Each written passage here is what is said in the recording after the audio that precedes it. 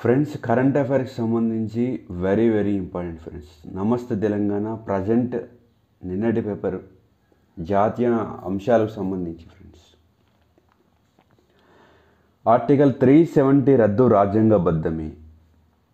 Article 370ని రద్దు చేస్తూ ఉత్తర్వులు జారీ చేసే అధికారం రాష్ట్రపతికి ఉందని జమ్మూ కాశ్మీర్కు ప్రత్యేక ప్రతిపత్తి కల్పించిన ఆర్టికల్ 370ని రద్దు చేస్తూ కేంద్ర ప్రభుత్వం తీసుకున్న నిర్ణయం రాజ్యాంగబద్ధమేనని సుప్రీంకోర్టు రాజ్యాంగ ధర్మాసనం డిసెంబర్ 11న తీర్పునిచ్చింది. ఈ రాజ్యాంగ ధర్మాసనంలో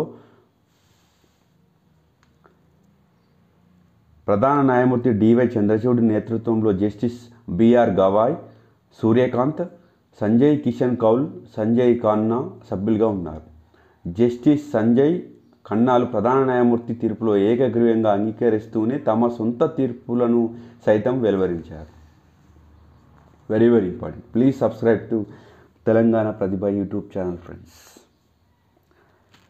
ఎలిఫెంట్ కారిడార్లు. కేంద్ర పర్యావరణ మంత్రిత్వ శాఖ దేశంలోని 15 రాష్ట్రాల్లో 150 ఎలిఫెంట్ కారిడార్లను గుర్తించింది. అత్యధికంగా 26 కారిడార్లు ఒక పశ్చిమ బెంగాల్లోనే ఉన్నాయి. ప్రపంచవ్యాప్తంగా 60% ఏనుగులు మన దేశంలో ఉన్నాయి. వర్చువల్గా వికసిత్ భారతదేశాభివృద్ధికి యువత ఆలోచనలు పంచుకోవడానికి ప్రధాని మోదీ డిసెంబర్ 11న Viksit Bharat 2047 voice of youth online వేదికను వర్చువల్గా ప్రారంభించారు. ఎస్ఎస్డిపిలో ప్రథమ స్థానంలో సిక్కిం. కేంద్ర గణాంక శాఖ 2022-23 కాలానికి గణించిన లెక్కల ప్రకారం 33 రాష్ట్రాలు, కేంద్రపాలిత ప్రాంతాల్లో తలసరి నికర రాష్ట్ర దేశీయ ఉత్పత్తిలో 4,44,768 రూపాయల తలసరి ఆదాయంలో సిక్కిం ప్రథమ స్థానంలో ఉండగా ఢిల్లీ రెండో స్థానం, తెలంగాణ మూడో స్థానంలో ఉన్నాయి. పీరియాడిక్ లేబర్ ఫోర్స్ సర్వే ఎన్ఎస్ఎస్ఓకి సంబంధించి పిఎస్ఎల్ఎఫ్ పీరియాడిక్ లేబర్ ఫోర్స్ సర్వే ప్రకారం 2022-23 ఆర్థిక సంవత్సరంలో పట్టభద్రులు నిరుద్యోగ రేటు 13.4% తగ్గింది. ఇది 2021-22లో 14.9% ఉంది. చండీగఢ్లో అత్యల్పంగా 5.6% ఉండగా అండమాన్ నికోబార్ దీవుల్లో 33% ఉంది. క్రిమినల్ జస్టిస్ బిల్లులకు ఆమోదం. పార్లమెంటు ఆమోదించిన 3 కొత్త క్రిమినల్ జస్టిస్ బిల్లులకు రాష్ట్రపతి ద్రౌపది ముర్ము డిసెంబర్ 25న ఆమోదం తెలిపారు. ఈ కొత్త చట్టాలు భారతీయ న్యాయ సంహిత, భారతీయ నాగరిక్ సురక్షా సంహిత, భారతీయ సాక్ష్య చట్టం, ఇవి Indian penal code, criminal procedure code 1872 నాటి ఇండియన్ ఎవిడెన్స్ యాక్ట్ స్థానంలో తీసుకొచ్చారు. అతిపెద్ద ధ్యాన కేంద్రం. దేశంలోని అతిపెద్ద ధ్యాన కేంద్రం సర్వేదా మహామందిర్ను ప్రధాని డిసెంబర్ 18న వారణాసిలో ప్రారంభించారు. దీనిలో ఒకేసారి 20,000 మంది ధ్యానం చేసుకోవచ్చు. సాధారణ సమ్మతిని ఉపసంహరించుకున్న 10 రాష్ట్రాలు. ఢిల్లీ స్పెషల్ పోలీస్ ఎస్టాబ్లిష్మెంట్ చట్టం 1946లోని సెక్షన్ 6 ప్రకారం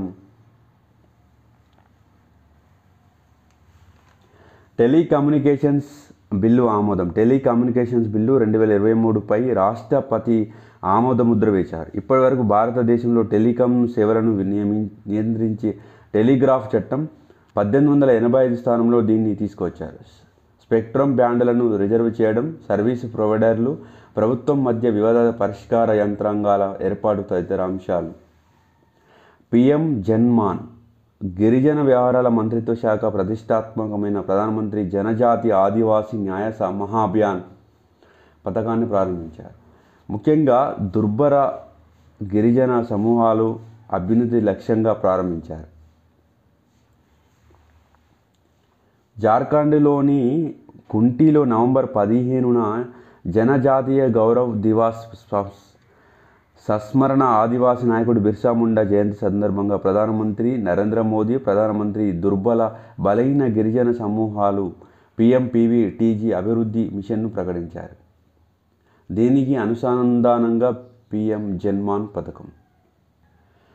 ప్రముఖ అవార్డ్స్కు సంబంధించి జావేద్ అఖ్తర్ అవార్డు. ప్రముఖ హిందీ కవి, గేయ రచయిత జావేద్ అఖ్తర్కు డాక్టర్ సి నారాయణ రెడ్డి 2023 జాతీయ అవార్డు జూలై 29న లభించింది.